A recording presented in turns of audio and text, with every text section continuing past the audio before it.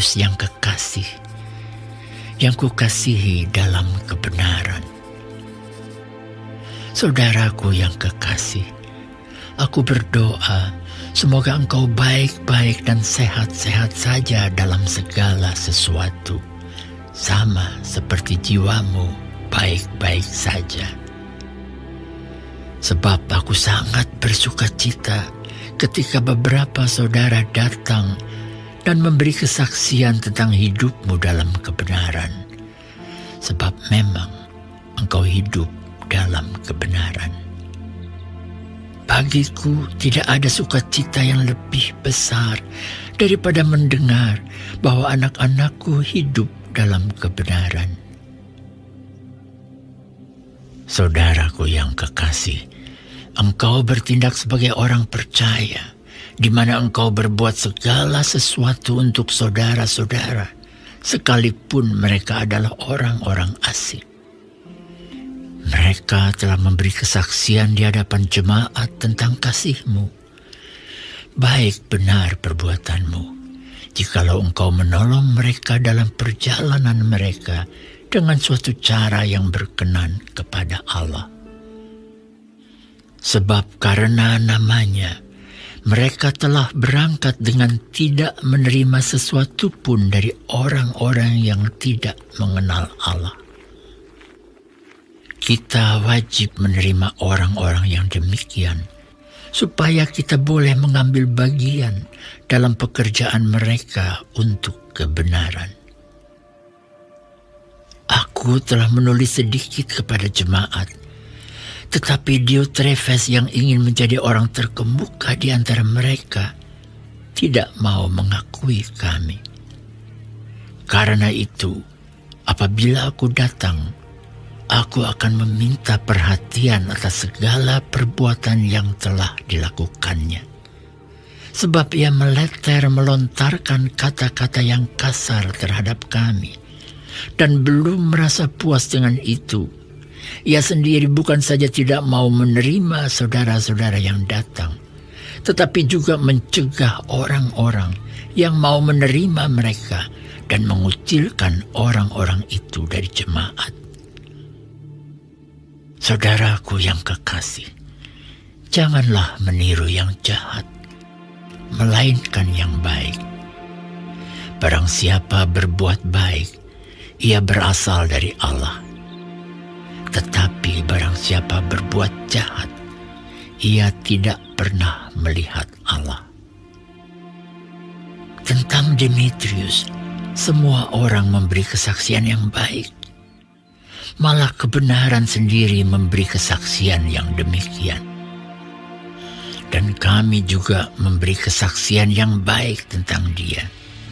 Dan engkau tahu bahwa kesaksian kami adalah benar. Banyak hal yang harus kutuliskan kepadamu, tetapi aku tidak mau menulis kepadamu dengan tinta dan pena. Aku harap segera berjumpa dengan engkau dan berbicara berhadapan muka. Damai sejahtera menyertai engkau. Sampaikanlah salamku kepada sahabat-sahabat satu persatu.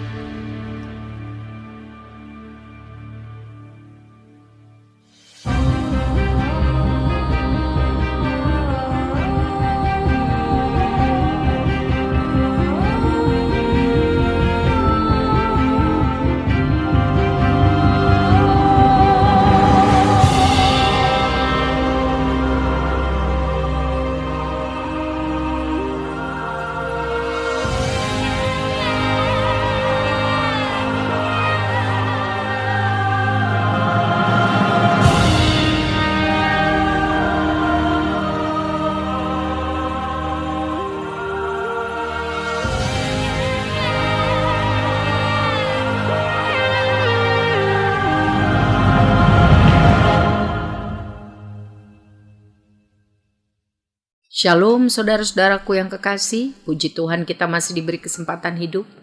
Tetap jaga kesehatan dan semangat ya saudara, bersukacita karena Tuhan. Hari ini kita mempelajari kitab 3 Yohanes. Tuhan memberkati. Ayat yang pertama, Dari penatua kepada Gayus yang kekasih yang kukasihi dalam kebenaran, saudaraku yang kekasih, aku berdoa semoga engkau baik-baik dan sehat-sehat saja dalam segala sesuatu, sama seperti jiwamu baik-baik saja. Tuhan menghendaki bahwa setiap orang percaya itu sehat, kehidupannya diberkati, ya, pekerjaannya ditolong Tuhan, rencana, maksudnya, pelayanannya, keluarganya ditolong Tuhan, berjalan sesuai dengan kehendak dan petunjuk Tuhan. Demikianlah berkat Tuhan melalui penebusan Kristus dimaksudkan untuk memenuhi kebutuhan jasmani dan rohani setiap orang yang percaya. Ini berarti punya kehidupan yang berjalan dengan baik. Doa pokok Rasul Yohanes ini supaya orang percaya dapat berjalan dalam kehendak Allah, dalam kebenaran Tuhan, dan diberkati Tuhan. Tetapi dalam kenyataannya, kadang Tuhan menghendaki kita mendapatkan banyak permasalahan. Walaupun sebenarnya Tuhan mau kita ini orang yang percaya mendapatkan upah cukup, ada rumah, sandang, pangan, papan bagi diri kita dan keluarga kita, bahkan cukup untuk menolong orang lain dan pekerjaan Tuhan. Tapi kadang Tuhan mengizinkan hal-hal yang sulit, masa-masa kekurangan. Untuk apa? Roma 8 ayat 28 katakan untuk mendatangkan kebaikan, agar kita lebih percaya, lebih bergantung padanya, mengembangkan iman kita, lebih tabah, lebih kreatif, lebih berhikmat. Jadi pasti akan mendatangkan kebaikan. Kita mungkin mengalami kesusahan yang sangat berat ketika kesaksian kita mengenai Kristus harus kita jalankan. Atau kita mengalami kesusahan berat ketika ada penganiayaan, penindasan. Atau kita mengalami kemiskinan karena bencana nasional, bencana alam, pandemi seperti saat ini, yang membuat keadaan sosial, ekonomi, budaya, politik, pertahanan keamanan mengalami goncangan yang cukup parah. Tetapi kehadiran, pertolongan dan berkat Tuhan dalam kehidupan jasmani kita berkaitan erat dengan kehidupan rohani kita. Sebab itu kita harus sungguh-sungguh mencari kehendak Tuhan, menaati roh Tuhan, pimpinannya. Tidak serupa dengan kehidupan dunia yang rusak. Tetap mengasihi Tuhan, mengasihi firman, berjaga-jaga dalam doa, memohon pertolongannya dengan sungguh, dan bekerja keras, bekerja cerdas. Sebab Tuhan tidak mau anak-anaknya malas. Ya, bahkan firman Tuhan katakan orang malas jangan makan. Kita harus percaya kepada Tuhan bahwa Dia sanggup memenuhi kebutuhan kita. Jadi kita harus berdoa dan berusaha. Mari kita hidupi prinsip-prinsip firman Tuhan. Antara lain cari dahulu kerajaan Allah dan hidupilah kebenarannya. Maka semua yang kita butuhkan untuk hidup yang memuliakan Tuhan, Tuhan akan menyediakan. Saudara-saudaraku yang kekasih, hidup kekristenan tidak selalu berarti otomatis bebas dari kesulitan, bebas dari kesengsaraan. Tetapi Tuhan berkata bahwa lihatlah, kita lihat di 5, saudaraku yang kekasih, engkau bertindak sebagai orang percaya di mana engkau berbuat segala sesuatu untuk saudara-saudara sekalipun mereka adalah orang-orang asing. Berarti dalam segala kondisi kita harus bertindak sebagai orang yang percaya kepada Tuhan. Dikatakan bahwa engkau setia dalam apa yang kau perbuat. Rasul Yohanes memuji Gayus atas kebaikannya menolong para pekerja Injil keliling dengan menyediakan tempat menginap, makanan, uang, apapun juga yang dibutuhkan oleh para misionaris dalam perjalanannya. Komitmen Gaius terhadap pekabaran Injil Kristus sangat mengesankan Rasul Yohanes. Tindakan Gaius terhadap para pekabar Injil ini bersumber dari kasihnya kepada Kristus, kepada Injil, ya, dan kepeduliannya kepada orang-orang yang masih hidup di luar Kristus. Saudara, dikatakan ayat 7, sebab karena namanya mereka telah berangkat dengan tidak menerima sesuatu pun dari orang-orang yang tidak mengenal Allah. Tugas dan hak istimewa umat Tuhan ialah memberi dukungan, memberi sumbangan, mendoakan kebutuhan dan pekerjaan para pemberita Injil, misionaris. Kita harus belajar peduli kepada orang-orang yang memberitakan Injil dengan benar. Mereka berhak menerima sokongan dari gereja Tuhan.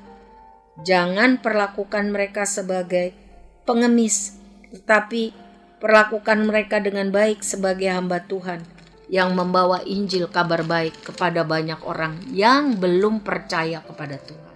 Kita harus berdoa agar gereja Tuhan terbeban dengan senang hati untuk mengirimkan pemberita-pemberita Injil, supaya banyak orang boleh percaya mendengar berita keselamatan, dan gereja bertanggung jawab menyokong mereka.